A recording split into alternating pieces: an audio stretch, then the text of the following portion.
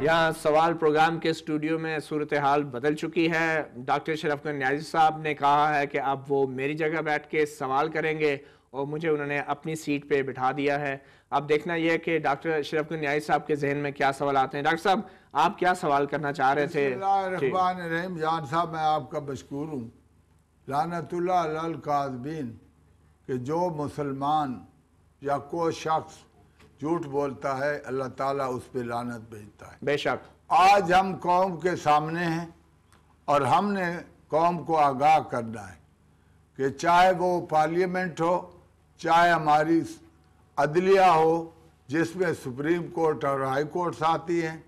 लिहाजा मेरा सवाल भून साहब से है, चूँकि इनके करीबन 100 कुछ जजेस को जो दस्तूर के तहत हलफ शुदा थे, किस कानून के तहत इनको घर भेजा गया? आज हमारा मौजूद जो है 18वीं तरमीम का है। मैं वही कह रहा हूँ, उसमें ये चीज दी गई है और वैलिडेशन दी गई है। इसलिए मैं पूछना चाहता हूँ कि भून साहब, आपको कौन से कानून के तहत घर भेजा गया? हमें जो कानून हम पे अप्लाई किया गया है वो तो 31 जुलाई की जजमेंट है, उसके तहत हमें घर भेजा गया है। वो किस कानून पे बेस्ड है ये तो फिर सुप्रीम कोर्ट। वो कौन से आर्टिकल के तहत उन्होंने आपको भेजा है? उन्होंने ये कहा है कि कोई भी जज वैसे नहीं जा सकता अंडर आर्टिकल 209 की प्रोसीडिंग के बगैर, सुप्रीम जुडिशियल काउंसिल के अलावा। हाँ, लेकिन तो क्या यहाँ पे वो फलसफा मौजूदा चीफ जस्टिस और उसके कुलीग्स को समझ नहीं आई कि आज तक उन्होंने वो जो ओथ ली थी 1 of 2000 की, और वो परवेज मुशर्रफ साहब के हाथ से कॉन्स्टिट्यूशनल नहीं थी, उसी ओथ के तहत अभी तक काम नहीं कर रहे। और आपने कॉन्स्टिट्यूशनल ओथ ली थी। हमने कॉन्स्टिट्यूशनल ली थी, वो तो पीसीओ के बाद हुई नहीं हुई नहीं। लिहाजा आपने दस्तूरी जजों ने 110 थे आप जी, और जो जिन्होंने पीसीओ के तहत हलफ लिया था और जिन्होंने नहीं लिया वो 60 थे।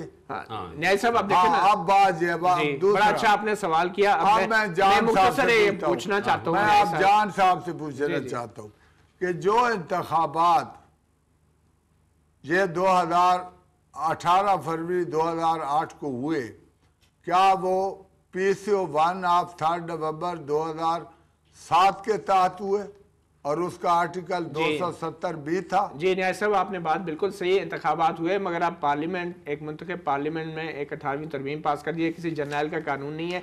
सवाल ये है कि जिन जजों पे, जिस चीफ जस्टिस पे आपको न्याय साहब एतराज है कि उन्होंने सही समझ के जजों को नहीं निकाला, आप उसी चीफ जस्टिस को आप अख्तियार देना चाह रहे हैं कि 18वीं तरमीम का भी जायजा लें? मेरी बात, आप उसी चीफ जस्टिस पे एतमाद करते हैं? आप? मैं एतमाद इस पे करता हूँ को जो इसमें क्या आप मुझे ये बता सकते हैं कि infrastructure of a constitutional institution. देखिए ना, आप सवाल करना कितना मुश्किल होता है न्याय साहब। नहीं, बड़ी मुश्किल सीट कर रहा हूँ, मैं आप पे कर रहा हूँ।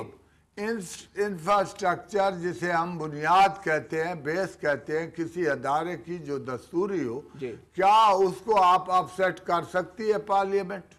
क्यों नहीं? पार्लियामेंट ने तो मदर है, पार्लियामेंट तो आइन की माँ है, जो आइन में आइन को पैदा करती है, उसको तरमीम करती है। न्याय साहब, बात वही है ना, एक तरफ आप कहते हैं कि ये जजेस साहिबान ने, मैं मान लेता हूँ मैं सिर्फ एक बात करूंगा डॉक्टर साहब, आपकी बात के जवाब, अदलिया बेटी है, क्या माँ बेटी को मार देगी? नहीं, बिल्कुल नहीं। क्या वो कातिल नहीं? नसीर भुट्टा साहब से भी सवाल कर लिया, अगर वो भी कर लेता हूँ, पाकिस्तान मुस्लिम लीग नवाज से उनका, एक मिनट, उससे भी कर लेता हूँ। अब बात ये है कि अदलिया का जो तरीक़ाकार दस्तूर में दिया गया है, जुडिशल एक कमीशन बनाया गया है, साथ ये आप नसीर भुट्टा साहब से सवाल कर रहे हैं? हाँ, मैं उनसे, नसीर साहब मैं आपसे पूछना चाहता हूँ कि दुनिया के किसी मुल्क में, आप इतने मुल्क हैं सदारती निज़ाम वाले नहीं, पार्लिमानी निज़ाम वाले, कहीं पे 8 रुकन 4 सेनेट के हों और 4 कौमी असम्बली के हों, फाइनल अथॉरिटी करार दे दिए जाए और वही सुपीरियर जुडिशरी के अपॉइंटमेंट करें हाई कोर्ट्स में और फिर सुप्रीम कोर्ट में, कहीं ये ऐसा वाकया कभी हुआ? डॉक्टर साहब, ये जो सवाल है इसका मैं जवाब देने जा रहा हूँ, आपने मुझे सुनना है। ताकि ये बात बिल्कुल मुतरशे हो जाए कौम के सामने कि जो आर्टिकल 175 के अंदर क्लॉज ऐड की गई है उसमें जो जुडिशल कमीशन को कंपोज किया गया है उसकी कंपोजिशन क्या है और उसके पीछे गर्ज़ो गायत क्या है। इसके पीछे जो बेसिक कॉन्सेप्ट है वो ये है कि जजेस की अपॉइंटमेंट जो है उसको इंस्टीट्यूशनलाइज किया जाए। ये फ़र्द वाहिद का हक नहीं होना चाहिए जजेस की अपॉइंटमेंट का, बल्कि इट शुड बी चैनलाइज्ड, और इस तरह का चैनल इस तरह का होना चाहिए कि वो परमानेंट चैनल हो। जैसे अभी लगता यूं है कि जैसे आप और हम दोनों ये समझ रहे हैं कि और सोच रहे हैं कि जैसे जो मौजूदा चीफ जस्टिस हैं ये हमेशा के लिए हैं और जो मौजूदा असम्बली है वो भी हमेशा के लिए, बल्कि ऐसा हरगिज़ नहीं है। ये मौजूदा चीफ जस्टिस से आप हटकर सोचें और मौजूदा असम्बली से भी आप हटकर सोचें, क्योंकि आपने एक अदारा तश्कील देने जा रहे हैं। पहले जो देखें आर्टिकल 175 को, आर्टिकल 175 से लेके आप आर्टिकल 180 तक जाएं तो आपको ये महसूस होगा कि जो अपॉइंटमेंट ऑफ जजेस ऑफ द सुपीरियर कोर्ट्स हैं वो किस तरह होती थी।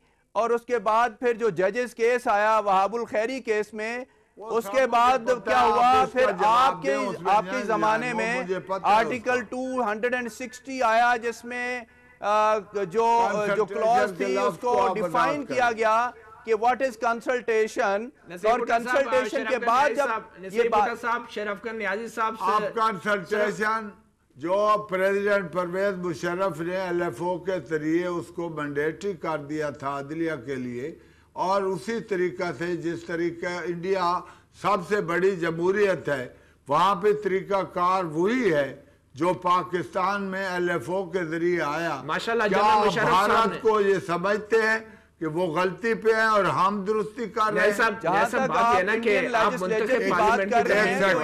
कानून के अंदर भी बेशुमार जो इस वक्त तब्दीलियां हुई हैं, मोर देन 70 जो वहां पे तब्दीलियां हुई हैं। इसी तरह अमेरिकन कॉन्स्टिट्यूशन के अंदर तब्दीलियां हुई हैं, और जहां तक अपॉइंटमेंट ऑफ जजेस का ताल्लुक है उसमें आर्टिकल 175 के अंदर जो ये एडिशन हुई है, मैं इसका मेरे पास इसका वकालतनामा नहीं है, मैं ये इसको सपोर्ट करता हूं। मैं भून साहब से पूछूंगा। जी भून साहब, दुनिया में सबसे बड़ी जमहूरियत भारत समझी जाती है और वहां पे चीफ जस्टिस को ये प्रिविलेज हासिल है कि वो लास्ट कंसल्टी है इन द अपॉइंटमेंट ऑफ जजेस of high court and supreme court. क्या आप इससे एग्री करते?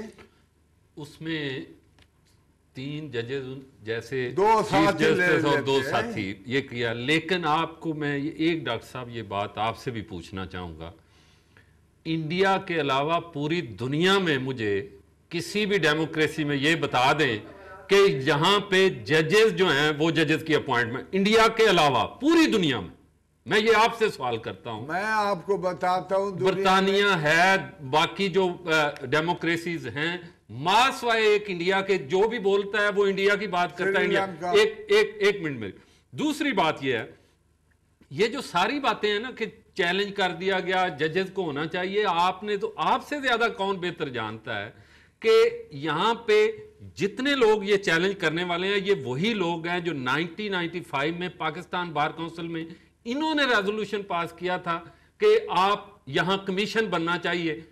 उसके बाद 2009 में इन्होंने किया कि कमीशन होना चाहिए, आप पार्लिमानी कमीशन पे ये आके थोड़ा बहुत कर रहे हैं, वो ओवरसाइट है, वो कमेटी है। आप पार्लिमानी कमेटी साहब एक मुख्तसर वक्फा ले लें और वक्फे के बाद दोबारा आपके पास हम आएंगे, एक छोटी सी ब्रेक के बाद, और जब वापस आएंगे तो डॉक्टर शरफगढ़ न्याजी साहब से ही बात करेंगे और नसीर भुट्टा साहब से ही बात करेंगे। भुट्टा साहब कह रहे हैं न्याजी साहब के कुछ मजा नहीं आ रहा आपके सवालों का, एक छोटी सी ब्रेक के बाद। मैं अभी पूछता हूँ कमेटी की